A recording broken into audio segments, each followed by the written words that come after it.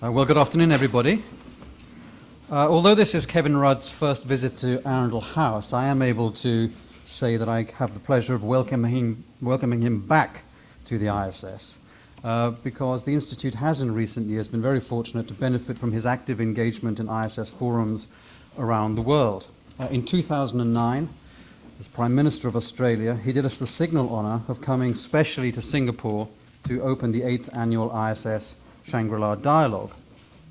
In doing so, he became the first regional non-Singaporean head of government to open that defence ministerial dialogue, and he thereby also established a precedent that has been followed in subsequent years by the President of South Korea, the Prime Minister of Malaysia, and most recently the President of Australia's near neighbour, the Republic of Indonesia.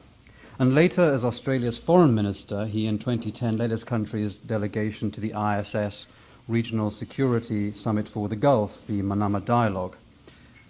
Both in and out of office, Kevin Rudd has, as a frontline politician, rightly established a reputation for being someone who values the importance of ideas and has the capacity to think big, or one might say, to think pragmatically big, in a manner required by the times we live in.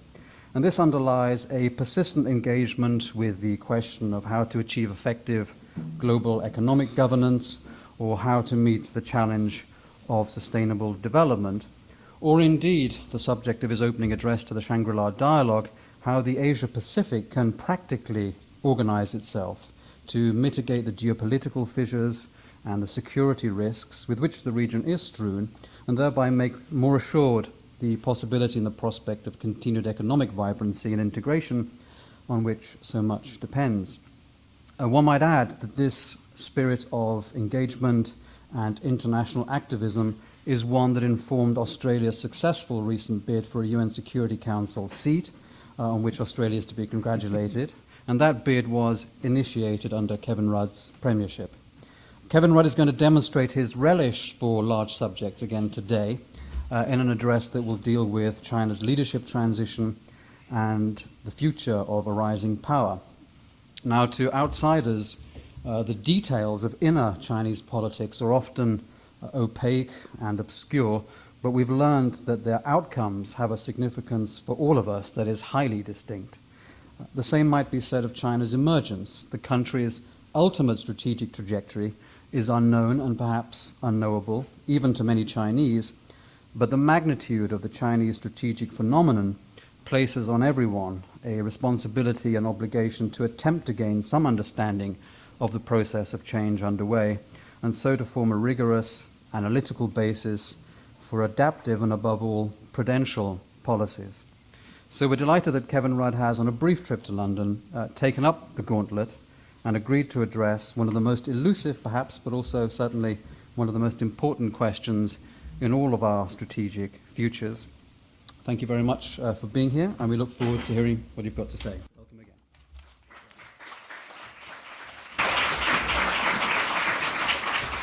Well, thank you very much, Adam, and thank you to the IISS for hosting me here in London today. The role which you have played over many decades is important not just to the United Kingdom, it's important for the world. As a young and tragic strategic nerd growing up in rural Australia, I was an early consumer of your publications. And I think around the world, you are encouraging nerds everywhere to be engaged. Well, I'm the patron saint of nerds. I think it's quite an honourable title. To take these large questions seriously and to apply creative minds to them. I'd also like to acknowledge our High Commissioner, John Douth, who is here. John will soon leave that position, and as he retires from Her Majesty's Australian Diplomatic Service, that's what it used to be called when I joined. John is one of our most distinguished diplomats and has represented Australia around the world, including at our mission in the United Nations in New York. I particularly remember him fondly when he was head of the China section in the Australian Foreign Service back in the Mesolithic period of our respective careers, and I was an entirely bumptious first secretary at our embassy in Beijing. But you'll be pleased to know, and I can say this in London, that the most important event each year on the calendar in those days was the Tianjin Cup. And this was an annual grudge match between the Australian Embassy and the British Embassy in the great game of cricket. We felt badly that year because we didn't feel we were up to it, so we flew in Douth from Canberra for important strategic consultations, which coincided with the game that day. His impact, though, I recall clearly that day, was entirely symbolic. He arrived, having previously, earlier in his career, served as press secretary to the Prince of Wales, adorned in a cricketing blazer with the Royal Household Cricket Club on it, which caused a complete collapse immediately in British morale, and we won the day. Well, I may have done that, but it's called the fluke of he who comes in at number 11. And thank you, ladies and gentlemen, for your attendance today. By this time next month, China will have a new leadership. The 18th Congress of the Chinese Communist Party will begin on 8 November. And by convention, the Congress, held every 5 years, will last up to 2 weeks, by which time both China and the world will know who will be running the world's most populous nation and probably the world's largest economy through until 2022. Assuming everything goes to plan, this will be only China's second orderly leadership transition, the Bo Xilai case notwithstanding, since the founding of the People's Republic 2/3 of a century ago. This very much reflects the Communist Party's reaction to the tumultuous events of the Cultural Revolution, the purge of the Gang of Four, and the Tiananmen crisis of 1989. Since that time, the Chinese Communist Party has sought to build what it describes as internal party democracy and to regularise its internal election or selection procedures. Notwithstanding the intensely factional nature of the Chinese Communist Party, earlier this year, I'm advised that 400 or so full and alternate members of the Central Committee of the CCP participated in what might be best described as a straw poll, a straw ballot, in order to confirm the broad shape of the emerging hierarchy of both the Politburo and its Standing Committee. Whereas once these archaic processes and procedures would have been seen to be the exclusive preserve of that hardy subspecies of sinologists called internalists, the sinologists equivalent to the craft of any of those crusty chronologists remaining among you, these are now matters of deep relevance to all of us, including the future shape of global politics, economics, the environment, and not to mention strategic policy. The Chinese Communist Party has never been a monolithic party, with a perfectly synchronised position on the great challenges facing China at home and abroad. They are a party made up of real live human beings, just like you and me. Internally, they reflect a diversity of views shaped by their family background, where they have lived and worked in China, their educational experiences both at home and abroad, the complex web of relationships they have formed over many decades, both within the party and beyond, as well as their own individual conclusions about the party's and the country's future direction. Of course, the disciplines of collective leadership also apply. It would be fanciful to believe otherwise. In many respects, this is where Bo Xilai simply went well beyond the pale. Once the Politburo Standing Committee takes a decision, or once the Central Military Commission takes a decision, that's it. But in the complex processes leading up to such decisions, there are often open, sharp, and controversial debates that rage across the critical policy advisory bodies that service the centre. The leading group on foreign affairs, the leading group on political and legal affairs, the Foreign Affairs Office of the Central Committee, the State Council and its relevant subsidiary bodies, the Ministry of State Security, the Foreign Ministry, the National Development Reform Commission, and the plethora of think tanks which officially and unofficially serve these core institutions. For those of us who are foreign barbarians standing outside these processes, it can seem positively Byzantine. That is because it is. And the truth is, it is often as equally Byzantine for those within the system as well. Whereas much progress has been made over the last 20 years in the regularisation of China's political, policy and bureaucratic procedures, it is still often opaque for both those inside and outside the system. But for the international community, the core points are these. Number one, in China, leadership at the top really does matter, and therefore the composition of the Politburo Standing Committee, China's nearest equivalent to an executive cabinet, matters most. Two, because China's policy processes have a vast array of inputs, the international community does have a capacity to influence China's internal decision-making outcomes either for good or for ill. That is why, for example, our engagement with Chinese think tanks does matter, assuming, of course, that we have a reasoned, credible and consistent argument to put to our Chinese friends, and when we do so in a matter which is sensitive to their own internal political and bureaucratic realities. And we in the West should not be too precious about these realities within the Chinese system, given that all of our public policy systems, Whitehall included, have their own deeply entrenched cultural forms and acceptable methods of doing business with those on the outside. Third, in the national security and foreign policy space, however, particular complications arise for the rest of us, given the multiplicity of internal players in general and the separate silos within which the military and foreign policy establishments work in particular. So what is the likely shape of the new Politburo Standing Committee that will take office within the next month? And here I draw extensively from remarks I've recently made elsewhere on this important matter.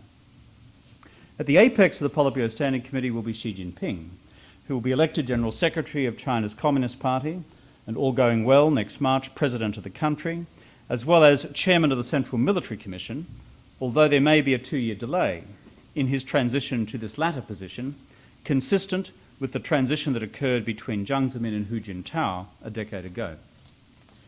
I believe Xi Jinping to be experienced, self-confident and self-assured, and because of his family's political pedigree, comfortable with the mantle of political leadership.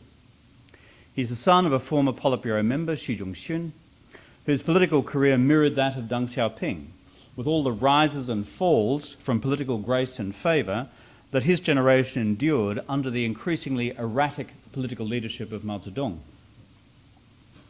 Xi Jinping has a significant PLA background prior to 1949 and a significant role in economic management and reform tasks that China faced post-49 when Deng Xiaoping was either vice premier or premier. Xi Jinping has also himself served in the People's Liberation Army. Most critically, he served as private secretary to Geng Biao, when the latter was China's defence minister in the late 70s and early 80s, and when Xi Jinping accompanied Geng on various travels abroad. Most critically at this time, Geng Biao also served as Secretary General of the Central Military Commission of the party. This places, therefore, Xi Jinping in a much more advantageous position than his predecessor, that is, Hu Jintao, because he has seen up close, directly and practically, albeit at a junior level, the internal operations of China's military establishment. The point of all this is that I believe Xi Jinping is confident of both his military and his economic reformist credentials, and this therefore places him in a good position to negotiate the complex internal shoals of high-level party politics. In addition to this, Xi brings to the table vast experience of both municipal and provincial level administration across both China's richer and poorer provinces. As for Xi Jinping's views of the world, in his domestic roles he has had extensive engagement with foreign corporations, given that his own administrative career has coincided with a period of China's most intense program of domestic economic reform and global economic engagement. Over the last 5 years, since he was first elected to the Standing Committee, he has travelled extensively around the world, including to my country, Australia, and has spent extended periods of time in the United States as the guest of Vice President Biden, and earlier as Biden's host during the latter's extensive tour of China. My judgment is that by instinct, Xi Jinping has an inquiring mind and is deeply interested in the world. He's confident in the knowledge that he's accumulated, but equally clear about what he does not know and that which he seeks to understand more completely. I have long said that I believe Xi Jinping is a leader, a Chinese leader, that the Americans can do business with, not just in shaping the long-term contours of Sino-US relations in a new constructive strategic direction, but also in shaping the broad architecture, I believe, of a new rules-based order for Asia. Leadership matters in the PRC, and it matters very much who sits at the apex of the Chinese political structure. Because the Chinese political structure is intensely hierarchical, the ultimate calls are made by the Standing Committee of the Politburo, and in that context, final calls are often made by the President himself. History may well prove me wrong, but given the formidable strategic and economic challenges that lie ahead, both for China itself and China's place in the region and the world, on balance, I believe Xi Jinping to be the man for the times. And what of the rest of the Standing Committee of the Politburo? The current 9-member body is most likely to be reduced to 7 to make it more manageable. Xi Jinping will be joined by Li Keqiang, currently Executive Vice Premier, who will now become Premier, replacing Wen Jiabao. Also, in all probability, by Wang Qishan, currently Senior Vice Premier, and an important figure in China's overall international engagement, including with the United States. Other members of the Standing Committee are likely to be drawn from the likes of Zhang Dejiang, current Vice Premier, and temporarily Chongqing Party Secretary, replacing Bo Xilai. Li Yuanchao, who's head of the Party Organisation Department. Zhang Gaoli, currently Tianjin Party Secretary, who I met there just a month or two when the World Economic Forum convened its China conference in that city. Liu Yunshan, who is also head of the Propaganda Department. These are all names, but the bottom line is this. If the Standing Committee is drawn from individuals such as these, and I believe it will be, its centre of policy gravity is likely to be significantly reformist in terms of the future direction of China's economic management. These individuals are sufficiently experienced to know what now must be done with the Chinese economy in order to sustain high levels of economic growth, continued increases in living standards, the lifting of the remaining hundreds of millions of Chinese people still in poverty into a better life, and providing sufficient jobs for the tens of millions of young, educated Chinese bursting onto the labour market each year. I believe the new Chinese leadership may well embrace the following policy directions on the economy. We are likely to see further market reforms, not simply the sustenance of what currently exists, but the expansion of those reforms in the future through necessity. I believe we'll see reforms to China's state-owned enterprises and possibly the privatisation of some. I believe we'll see reforms to the Chinese financial services industry and a greater ability for Chinese private enterprises to have easier and more competitive access to finance to sustain and expand their operations. Again, this is judged to be necessary in China in order to grow the economy at a sufficient rate and pace to create the increase in living standards and the employment opportunities still necessary to justify the overall legitimacy of the Chinese Communist Party. I also believe we'll see further reforms to China's currency markets, which over time is likely to make Chinese imports, that is imports into China, more competitive in their domestic market. None of this is to underestimate the formidable domestic policy challenges that the new Chinese leadership will confront as they seek to implement this next phase of economic reform. These include long-term energy and resource security, the imposition of carbon controls to limit environmental and economic damage to China itself, water scarcity, land management decisions giving rise to massive local protest activity, inequality now rising formidably between cities and the countryside and between coastal, inland and western provinces, an increasingly open social media debate, the assault of materialism on traditional socialist values, and the rise of new religious forces and alternative belief structures. And, from Beijing's perspective, an increasingly non-benign foreign policy environment in relation to many of China's neighbours. The challenge, therefore, for the new Chinese leadership will be to implement a further large-scale transformation of the Chinese economy and to manage the range of other policy and political pressures that will also dominate the domestic landscape over the next 5 years. Changes to the Politburo Standing Committee are one thing, but of particular significance to China's future strategic posture, both within the Asian Hemisphere and beyond, is the likely composition of the new Central Military Commission. As I've stated before, any analysis of the future shape of Chinese domestic politics is always complicated by the opaque nature of the Chinese People's Liberation Army and its political role. One of the core emerging debates within China is whether the military should be subject both to the formal apparatus of the Chinese state and not just to the Chinese Communist Party. For a revolutionary party, but a country with an increasingly liberalised economy, this is a question of profound ideological and political significance. On the positive side, if we were to look across the span of the last 35 years since the end of the Cultural Revolution, there has been a demonstrable withdrawal by the army from the formal institutions of the state. 30 years ago, when we foreign diplomats would attend opening sessions of the National People's Congress in Beijing, one of the first things which caught the eye was the large number of military uniforms seated in the Great Hall of the People as a public manifestation of the historic role of the army in building the modern Chinese state. The military were also well represented in the Chinese Politburo of the times. This is no longer the case. This reflects the comprehensive demilitarization of Chinese society, in stark contrast to those heady revolutionary days when every political event was couched in terms of the fundamental bedrock of what was then seen as the all-pervasive alliance between workers, soldiers and peasants. These seem like phrases from an ancient time now. Now, by contrast, it seems we may have the reverse set of circumstances, where many analysts are concerned that the military has so comprehensively withdrawn from the formal institutions of the state and the government that it now represents its own separate locus of power, influencing national decision-making from behind the scenes. For the international community, the core of this problem lies in whether foreign and national security policy is actually speaking with two voices or one. The public voice, what the Chinese Foreign Ministry says on a day-to-day basis, in contrast to what the Chinese People's Liberation Army and perhaps other elements of China's national security apparatus actually does on a day-to-day basis.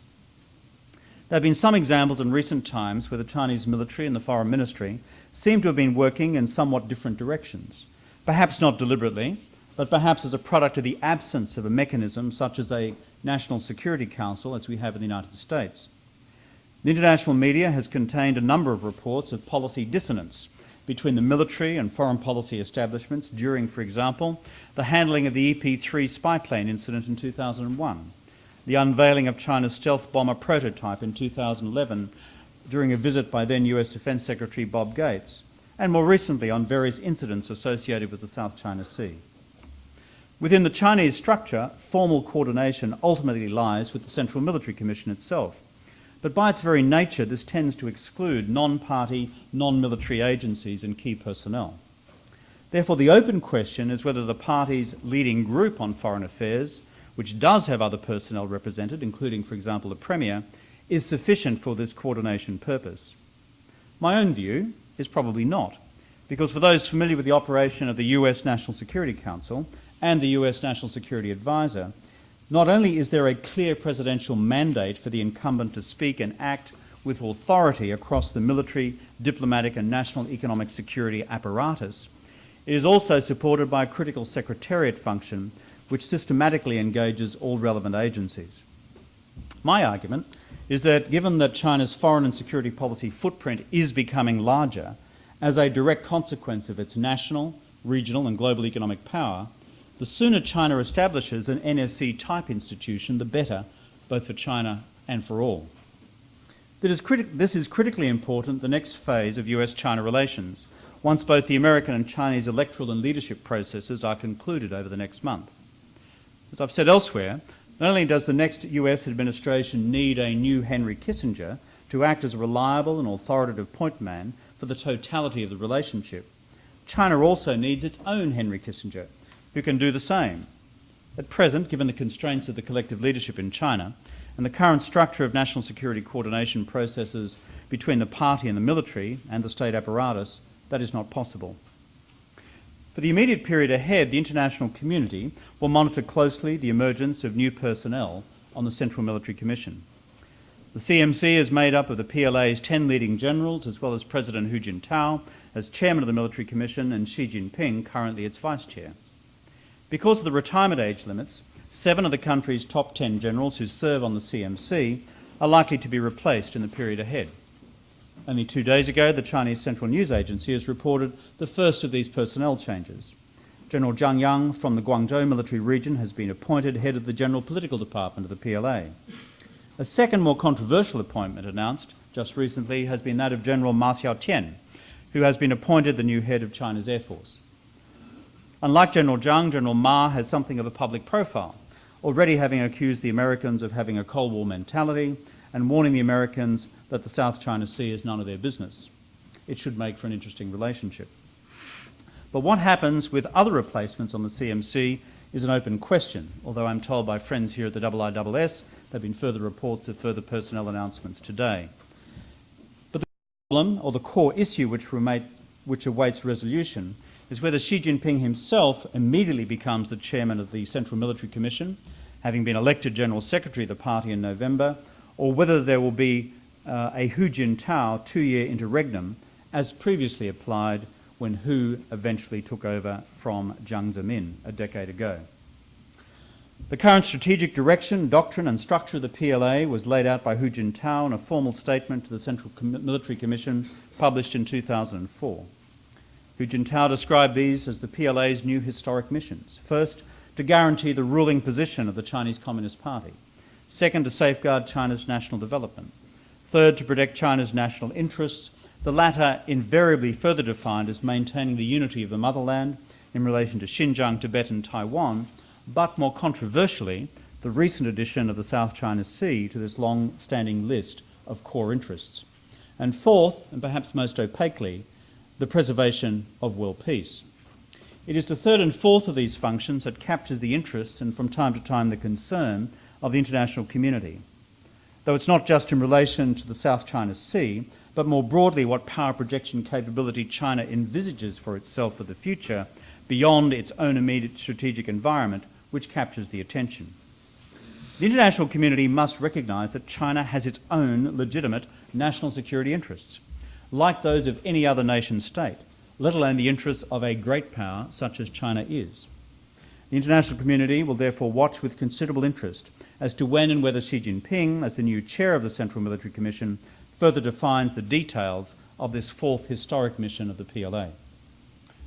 To conclude, so what does this mean for Sino-US relations, the stability and prosperity of the Asian Hemisphere, and the future of China's role in the global order? The truth is we are living through a period of profound global transition as China, during Xi Jinping's leadership, begins to emerge as the world's largest economy. This will be the first time since George III that a non-English speaking, non-Western, non-democratic state will occupy this position as the largest economy in the world. It is therefore a critical question for us all whether the values, institutions and policies that have underpinned the current global and regional rules-based order will simply self-perpetuate into the future. We know that the current order was constructed on the basis of English-speaking Western democracies who eventually triumphed in the Second World War, and it was these power realities which underpinned much of the shape of what we currently call the global order. The open question for us all, therefore, is when these underpinning power realities begin to change, will the order itself also be subject to change when various of these values are challenged? Two classical examples of where different approaches to the responsibilities of the order have been in evidence in China's and India's role in the UN's attempt to conclude a climate change convention in 2009, together with China's continuing support for a Russian veto of any UN Security Council action on Syria. The critical question, therefore, is how should the international community engage with China on these profound questions concerning the future of the global and regional rules-based order? I've written much on these subjects in recent times, including most recently a lecture I delivered yesterday at the Oxford China Centre here in the UK. But in summary, could I make the following 4 or 5 points? First, whoever wins the US presidential election must, as a matter of absolute priority, develop a new strategic roadmap for US-China relations for the next 5 years. This should deal with the regularity of summitry, the content of summitry, a forward-looking agenda for strategic cooperation, both globally and regionally, in areas where that can be achieved. Furthermore, it is critical that this be done now, while global economic transition is in prospect rather than in retrospect. Second, we should continue to engage China on its global contributions to upholding global peace and security, including its welcome participation in peacekeeping operations, counter-terrorism and counter-piracy, continuing to reinforce with our Chinese friends that they themselves have a continuing and significant national interest in sustaining and enhancing the current global rules-based order. Third, within the Asian Hemisphere, we should work with Beijing on the long-term project of turning the East Asia Summit into something approaching an Asia-Pacific community. We now have the desirable membership of such a community with the 10 Southeast Asians, the 3 Northeast Asians, India, Australia and New Zealand, and now, most recently, Russia and the United States. And given this institution, that is the East Asia Summit, has an open economic, political and security mandate, our challenge now is to make it work rather than to languish as a paper exercise. Fourth, under the auspices of the East Asia Summit, the ASEAN Defence Ministers Plus 8, which has an identical membership to that of the East Asia Summit, should be commissioned to develop and implement a full raft of confidence and security building measures among the 18 member states. This should involve military-to-military hotlines, regular mil-mil meetings across the 18, as well as combined military exercises in non-controversial areas such as counter-disaster management, protocols for managing incidents at sea, and over time, the freezing of territorial claims, and a commitment to the joint extraction of resources, as well as the wider application of the principles of the peaceful resolution of disputes of the type already outlined in ASEAN's Treaty of Amity and Cooperation.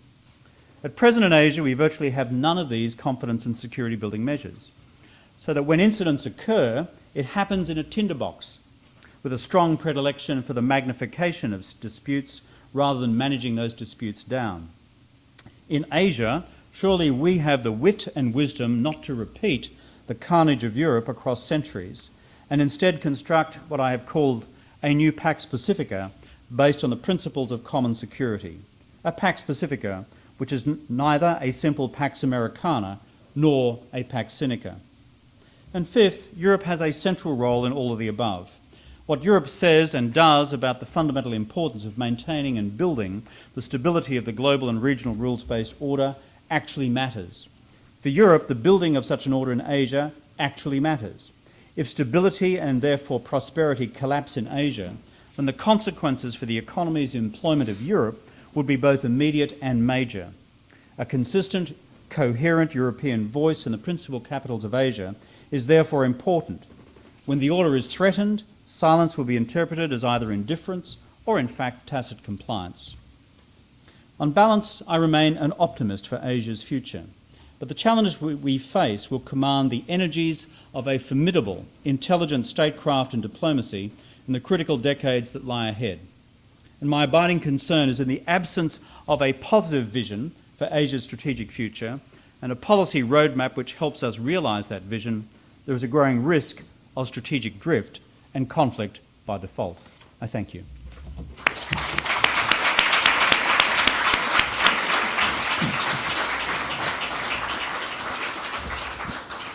Well, thank you very much for that incredibly rich and interesting presentation. I think many people here will have been struck in particular by your prescriptions for the correct management of the US-China relationship, your observations about the need for a significant process of modernization in China's national security infrastructure as an integral part of that correct management.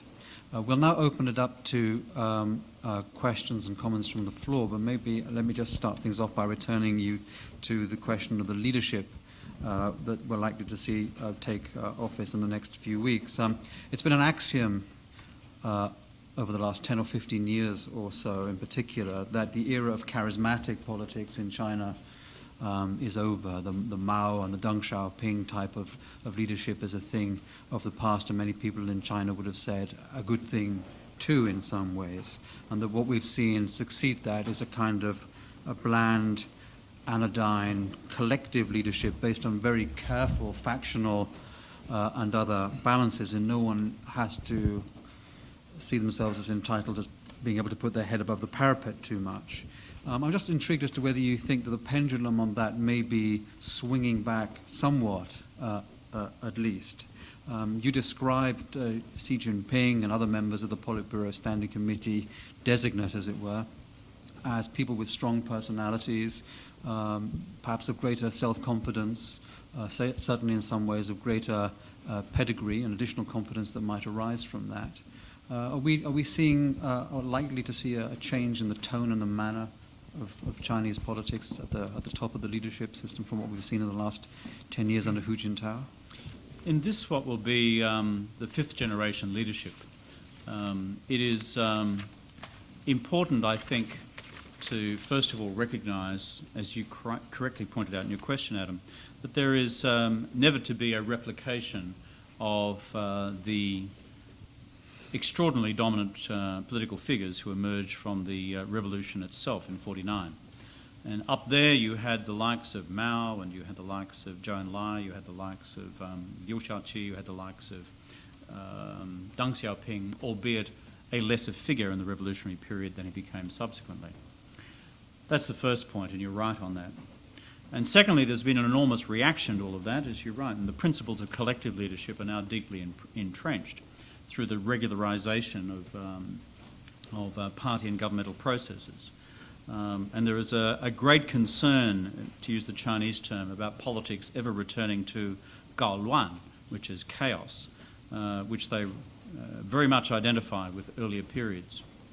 However, you're correct to say that if you look at the personalities of Xi Jinping and some of the others, like Wang Qishan, these are folks who are not afraid to exhibit a personality. That's the point I'm making. These are folk who don't see an absolute virtue in lying in multiple shades of grey. These are folk who are capable of expressing a view. In my own experience of Xi Jinping and many, many hours of conversation, a political leader who never once referred to a note, which is unusual in the Chinese system, never a briefing note. A person who was formidably well read and broadly read. And as I said in my remarks before, someone who's not frightened to ask a question about something which they don't know from their own experience. Would that all politicians were like that around the world. So therefore, and this is purely instinct, I cannot prove the proposition, and it's purely instinct, is that I believe, whereas Xi Jinping will be primus inter pares, I think it's more likely to be a larger P primus inter pares than a smaller P primus inter pares, if that makes sense. And therefore his ability to shape and move the institution in a particular direction by dint of personality and family background and folklore will be greater than his predecessor. That's my judgment. I may be proven to be wrong. Thank you very much. We'll take a number of interventions, and when the microphone reaches people, could they please give their name and affiliation? Edwina Morton in the aisle here in the centre. Thank you. Thank you. Edwina Morton, former economist journalist who used to write a lot on Asian security in China. My question is really an internal one. I know many people want to ask about China's external relations. In the 2000s, there was much debate about land reform. You have mentioned that this new leadership is a broadly reformist leadership. There is no more transformative prospect for China than land reform. Do you think they will tackle it? And if so, what would be the consequences? This is an excellent question, and I wish I had a crystal ball to give you the answer. How did the collective West take off economically? Because people had a sense of security of title, a legal reality of the security of title to land and other forms of property. Of course, there have been changes in Chinese legal practice on this matter of private property in general over the last 20 to 30 years. But on the land system, which gives rise to so much protest and concern, and therefore uncertainty about making investments for the future, it is there front and centre. If I was to make a prediction based on a few conversations, and not with leadership types, but people who analyse these things from within the country itself, I think you may see in a province in the next 5 years the beginnings of comprehensive land reform. That is, by which I mean the security of title. As you know, in China, what we would describe, I don't even know if you do this in the United Kingdom, we call it Torrens title in Australia, don't we? What's the equivalent here? Anyway, Just a more archaic version of that. that's right. Well, most of our systems of land title are archaic inheritances from you anyway, so, and we just twist them and pervert them in the antipodes. But the absence of a title system, given that so many of the customary arrangements which exist within localities about who owns a land and who has a right to use it, and with some conflict on that, means that enshrining it is inherently controversial. But because it is impeding investment decisions and the economy because of lack of security, my on-balance judgment is that you will see one province identified for this to occur, and they'll try and pick one of the easiest provinces in which to do it. That's my best answer to your question. Gentleman, fourth row from the back on my left side here with the glasses. Yes, you put your hand up. Thanks. Sorry, Mr. Rudd. Thank you very much for your talk. I wanted to pick up on some of the reforms Can you that just you were introduce speaking yourself, Sorry, please? Christopher Jackson. I'm with Jardine Lloyd Thompson.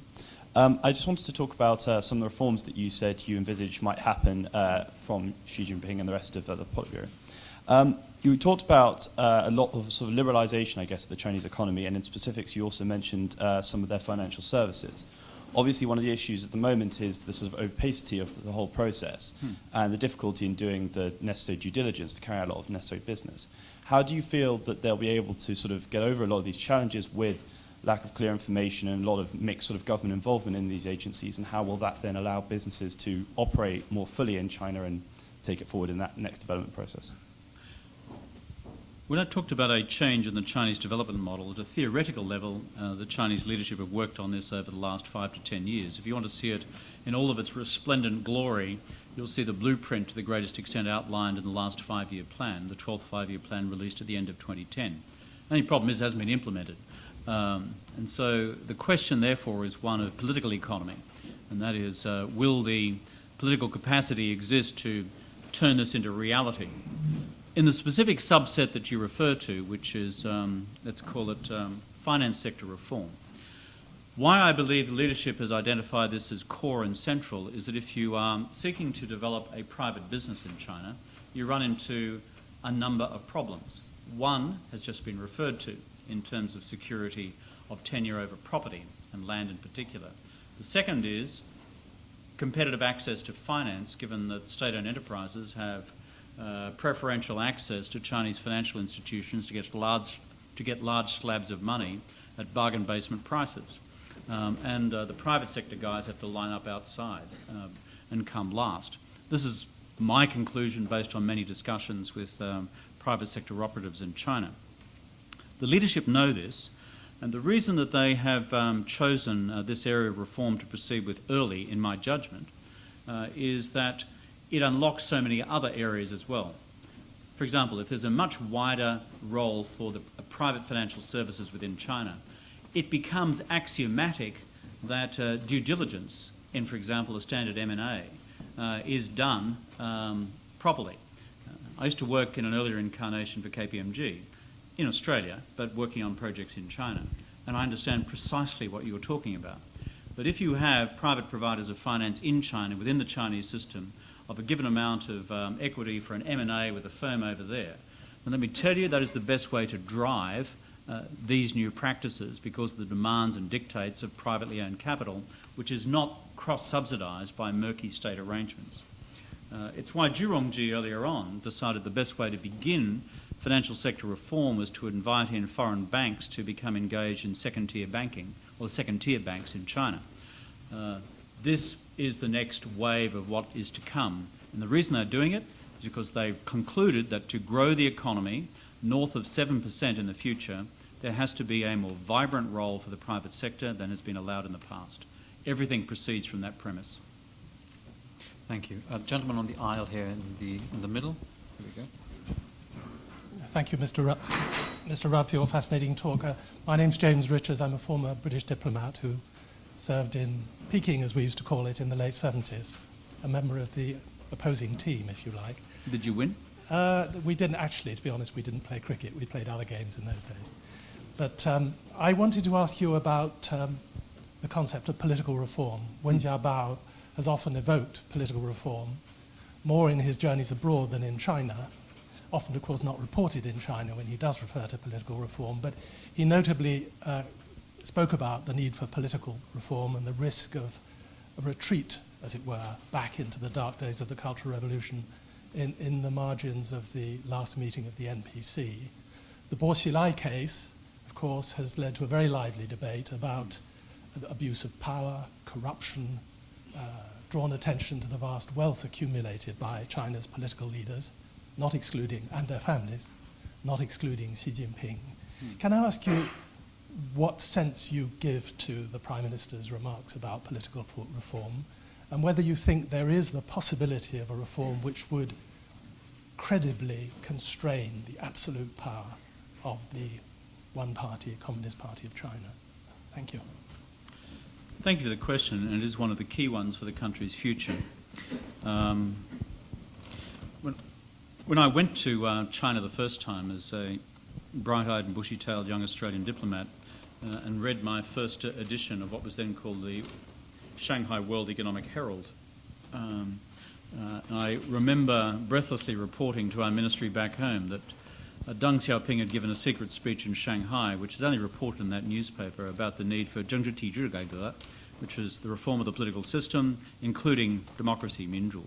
And so I was convinced 1985 was the year.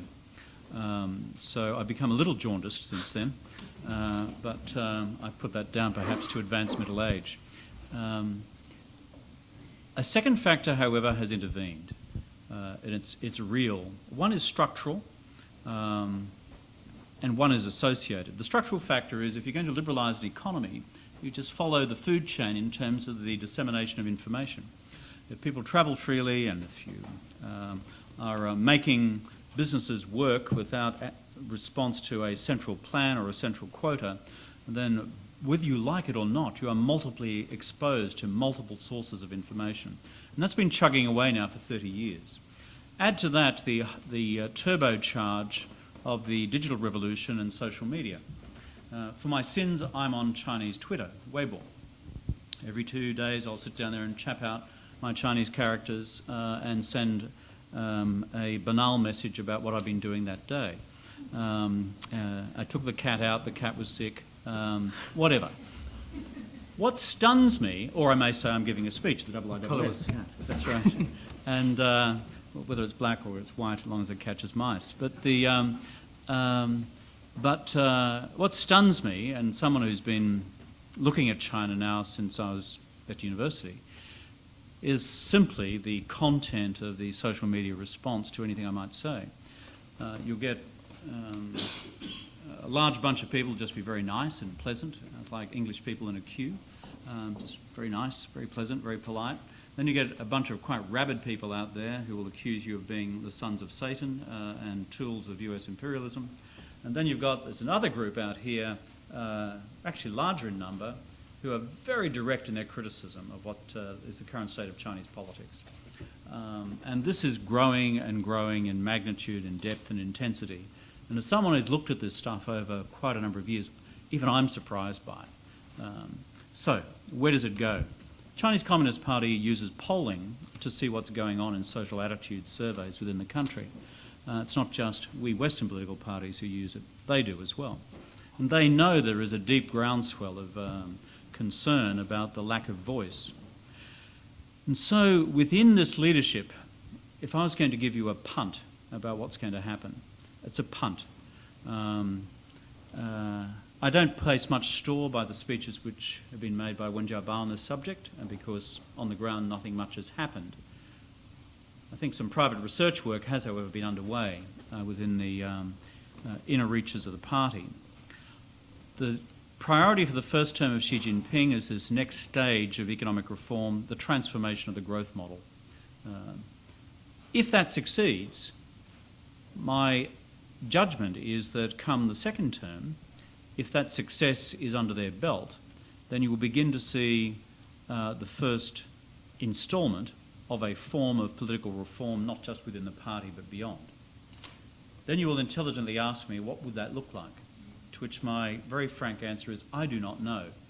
They've had one go at it in terms of village-level political reform. That was a disaster because they ended up electing local thugs to run villages because, it's just, it's like Tammany Hall let loose across 1 million Chinese villages.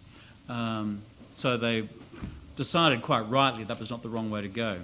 So does this mean a new and enhanced role for the NPC or the CPPCC, which is China's advisory parliament, the NPC being the parliament itself? I don't know. But if I'm picking up straws in the wind, look at a second term, look at those two principal institutions, but beyond that I can't suggest form and shape. But they do know they have not just a deep legitimacy problem on this matter, it is getting to the stage with one corruption scandal after another where it affects the ability to continue. So your overall assessment is that the party does have the capacity to stay ahead of the social and economic changes in the country and to continue to provide a narrative that justifies its continued position as the guider and the initiator of reform. Do you think there's anything that could blow that off course in some way? Do you think also that there might be an increasing temptation to stress nationalism, for instance, as a galvanizing force, particularly if the economic reform program, which has to deepen, does have, in the immediate future, more disruptive than beneficial effects?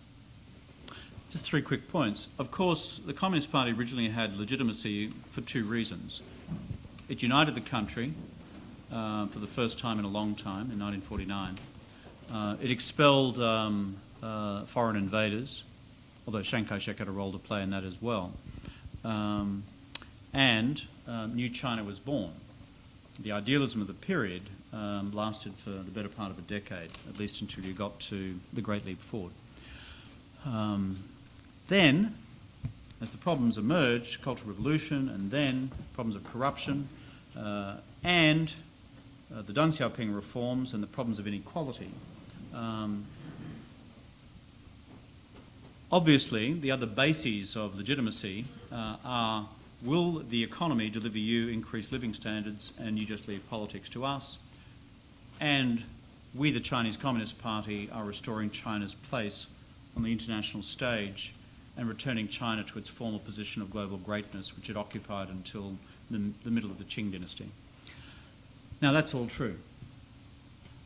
But what my fear is that the genie is increasingly out of the bottle for these bigger questions of legitimacy, which the question pointed to before. I've always, up until now, been of the view that the formidable nature of China's security apparatus would be such that it could hold on virtually indefinitely. For example, the ability to mobilise around a given incident which looks as though it's getting out of control. It's formidable.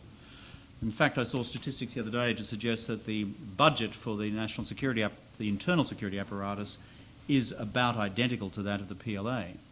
So think about that in quantitative terms if that report I've read is correct. But this is basically just a fuse which keeps burning. And I think through their market attitudes surveys, their social research, they understand where this is going. One final point is that simply this. I've never met a leadership in any country which is so formidably well researched on a country's future. The ability of this government, this leadership, to commission deep, far-reaching, quantitative research and to undertake multiple trials within the country and to use intelligently foreign experience is formidable. But this, however, is the crux of it all because it goes to the future of a Leninist party. And that is a very big threshold to cross. Yes. Here in the front row, John Hemmings. Hello, John Hemmings, non-resident fellow at Pacific Forum, CSIS. I'm wondering, on the point of nationalism, how do you see the relationship between China and Japan developing? Because it seems to me that arguably if they want the double-digit growth back, they need at least Japanese acquiescence. And at the moment, the nationalism within Beijing seems to have, the legitimacy of people within the CPC is floating around this anti-Japanese nexus. Can you talk to some length of that? Well, nationalism in China as a tool of domestic political discourse is always a double-edged sword. And that is, it can get out of control. And not only get out of control in terms of action and reaction across the Sea of Japan, but frankly, people out competing one another for nationalisms within the country as well. So you ask me where I think it's going to go. This is the thing I feel most pessimistic about in all the things that I look at in China at the moment. And that's because I can't quite craft an easy way forward, in my mind, both in Beijing and Tokyo, to make this work. Perhaps the best way to look at the region more broadly is this. It's been said before, but perhaps it's useful to repeat. This is a region which is being now populated by dynamic, creative 21st century economies with the driving forces of economic globalization bringing these economies and peoples closer together, sitting on the top of these sort of festering 19th century nationalisms which have precisely the reverse effect in pulling people apart. And to put a large narrative across the top of that is difficult. And the most acute intersection of this is in fact not the South China Sea, although that's got full of complications, which we're all familiar with. It's that between China and Japan because of a formidable history, which our Chinese and Japanese friends who may be here today will be infinitely familiar with. So I don't have a script. Kristen Lemire, right at the back. Thank you, Mr. Rudd, for your fascinating and insightful talk. I wanted to ask quickly about the CMC and developments within it, and also the overall military structure. To what extent do you see the balance of power shifting between the various services, both in the CMC and in the PLA overall? Between the three services, between or four? four services, yeah. And do you think that will affect the PLA's influence on policy or its political outlook in any way? Well, I think what you've seen over a long period of time, I hasten to say I'm not an institutional expert on the Chinese military in itself.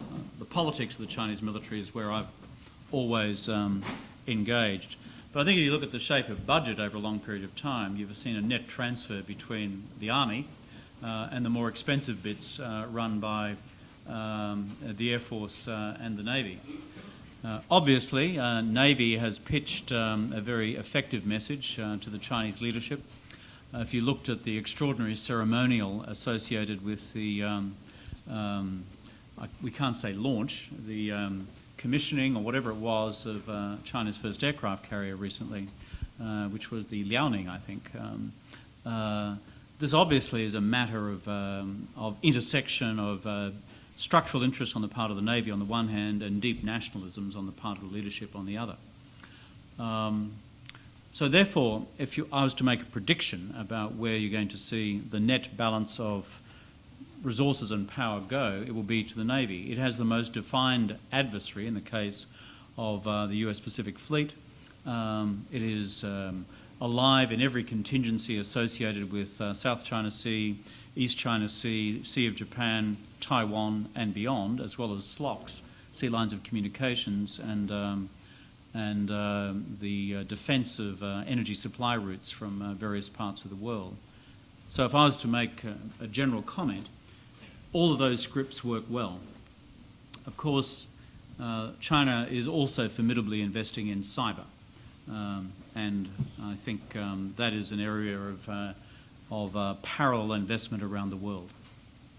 We have time for just 3 more questions, and we'll take them as a group, if that's okay with you. Sure. And one answer. First of all, Andrew Brooks here in the middle. Andrew Brooks, member. You mentioned you'd like to see a new Henry Kissinger. Yeah. Do you ever get depressed about the sort of Yahoo sucks juvenile nature of much of American political approach to China? Yahoo, what sucks? Sucks, yes. Okay, good. Thought I got it. Gabrielle Rifkind. Gabrielle Rifkin. Can I just pick up the fascinating point you made about 19th century nationalism sitting on the kind of creative developments of the 21st century?